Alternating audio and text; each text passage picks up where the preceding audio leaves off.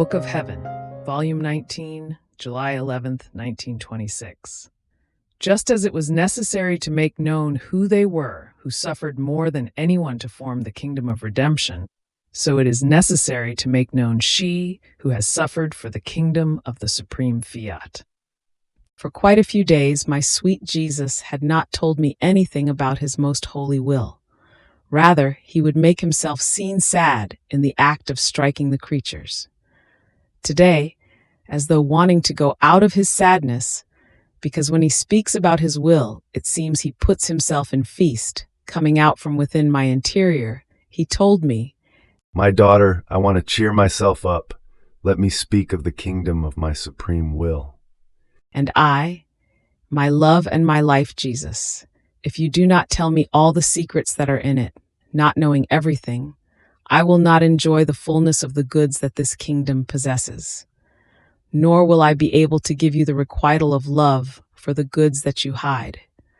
And I would feel unhappy in the midst of so much happiness, because my I love you would not be flowing in everything that you possess in it.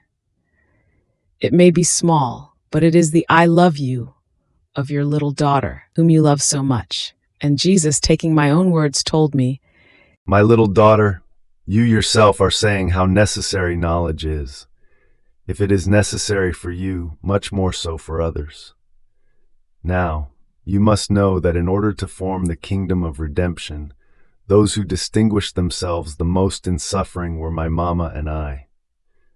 And even though apparently she suffered none of the pains that the other creatures knew, except for my death, which was known by all, and which was the fatal and harrowing blow for her maternal heart, more than any most sorrowful death, however, since she possessed the unity of the light of my will, this light brought to her pierced heart not only the 7 swords told by the Church, but all swords, spears, and pricks of all sins and pains of creatures, which martyred her maternal heart in a harrowing way. But this is nothing. This light brought her all my pains, my humiliations, my torments, my thorns, my nails, the most intimate pains of my heart. The heart of my mama was the true sun. Though one can see nothing but light, this light contains all the goods and effects that the earth receives and possesses. So one can say that the earth is enclosed in the sun. The same for the sovereign queen. One could only see her person, but the light of my supreme will enclosed in her all possible and imaginable pains. And the more intimate and unknown these pains were, the more valuable and powerful they were over the divine heart, to impetrate the longed-for Redeemer.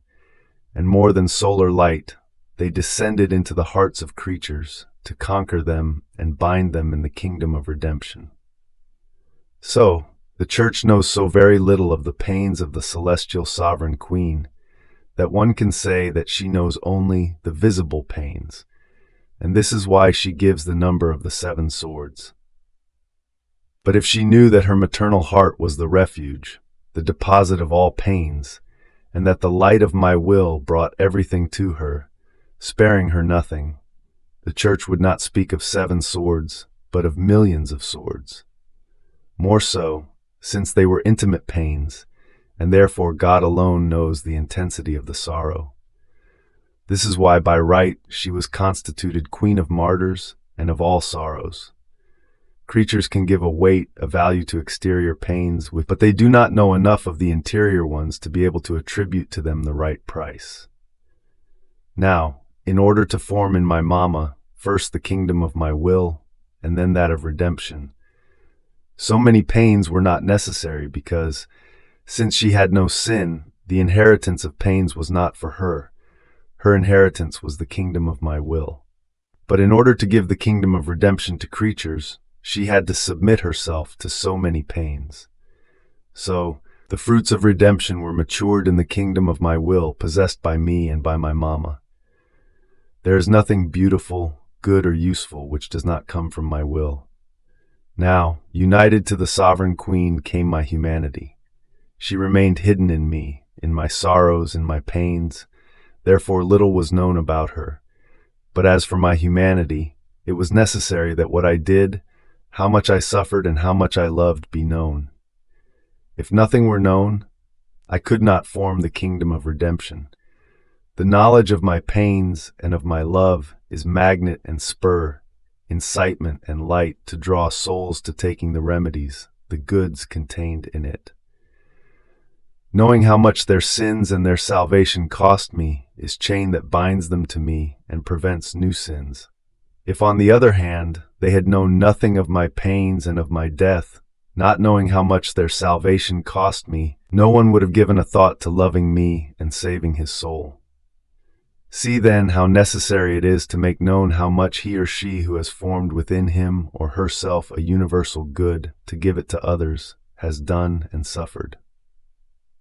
Now, my daughter, just as it was necessary to make known to creatures who he and she were, and how much it cost them to form the kingdom of redemption, so it is necessary to make known she whom my paternal goodness has chosen, first, to form the kingdom of the Supreme Fiat within her, and then to give rise to its transmission to others.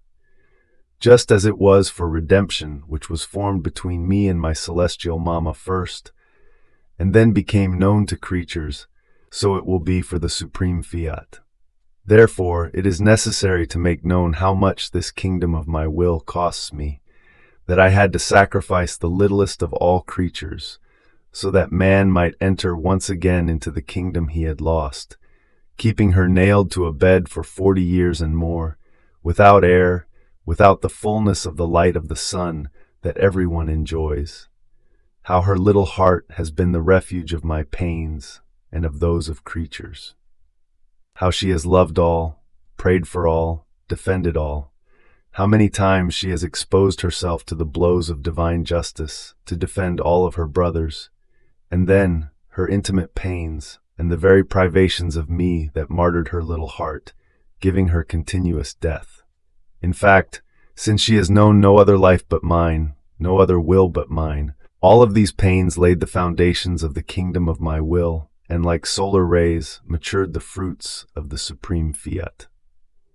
So, it is necessary to make known how much this kingdom cost you and me, so that from its cost, they may know how much I yearn for them to acquire it, and from its cost they may appreciate it, love it, and aspire to enter, to live in the kingdom of my supreme will. I wrote this to obey, but the effort has been so great that I could just barely mention my poor existence, since because of the great reluctance, I feel my blood freeze in my veins. However, I can but repeat always, Fiat, Fiat, Fiat.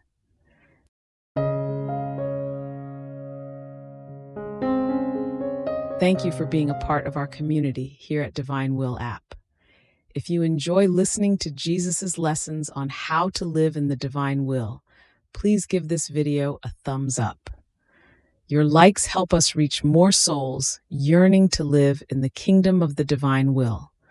We'd love to hear your thoughts and reflections, so drop a comment below. Your insights not only enrich our community, but also inspire others on their spiritual journey.